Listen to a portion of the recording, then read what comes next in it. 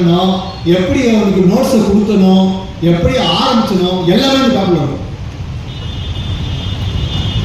நாம் சொல்வதை கேட்டதை அந்த குழந்தை அப்படியே மொத்தமாக கொடுக்கும். ஸோ மாணவர்கள் நாம் சொல்லிக் கொடுப்பது எதுவாக இருந்தாலும், எவ்வளவு சொல்லிக் கொடுத்தாலும் கேட்பதற்கு, கற்றுக்கொள்வதற்கு தயாராக இருக்கின்றார்கள். நாம் தான் சொல்லிக் கொடுக்கல,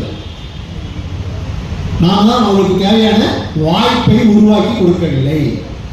வாய்ப்பை உருவாக்கி கொடுக்குறதுலாம் என்ன?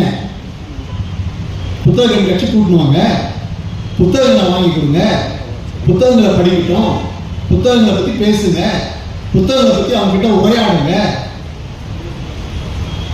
ஐயா படித்தார், புத்தக வாசிப்பினுடைய நன்மையை பற்றி ஒரு கவிதை படித்தார்.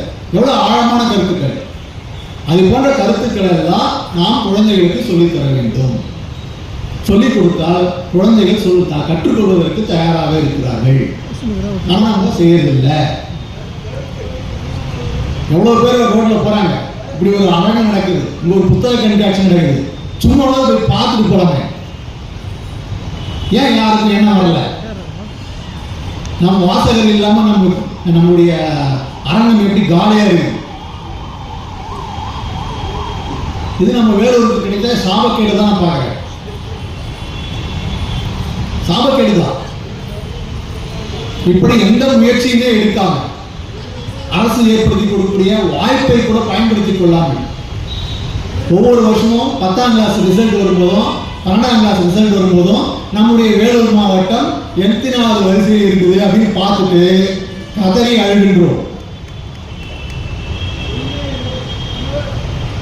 இதுவா வழி? புலம்புறோம். என்ன சார், ஒரு இடம் கூட நம்ம மேல வரலையே. இப்படி நீங்காத வாய்ப்புகளையும் உருவாக்கி தராமல், அரசு ஏற்படுத்தி கொடுக்கக்கூடிய வாய்ப்புகளையும் பயன்படுத்திக் கொள்ளாமல் விட்டு இறுதி நேரத்தில் வந்து, ஐயோ நாங்கள் ஒரு ஸ்டேஜ் ஒரு படிகளும் மேலே ஏறலையே அப்படின்னு புலம்பி என்ன பயன்? அப்படி புலம்பி ஒரு பயனும் கிடையாது. எனக்கு சென்னையை பார்த்தா பொறாமையா இருக்கும், மதுரையை பார்த்தா பொறாமையா இருக்கும், கோயம்புத்தூர் பார்த்தா பொறாமையா இருக்கும். அங்க வார நிகழ்ச்சி நடக்குது, இலக்கிய கூட்டங்கள் நடக்குது, நாடகங்கள் நடக்குது, பெரிய பெரிய அறிஞர்களுடைய கருத்தரங்கள் நடக்குது, ஓவிய கண்காட்சி நடக்குது. நமக்கு எந்த வாய்ப்புமே இல்லை. ஏன் இல்லை? இப்படி மாபெரும் புத்தக கண்காட்சி நடக்குது. இந்த புத்தக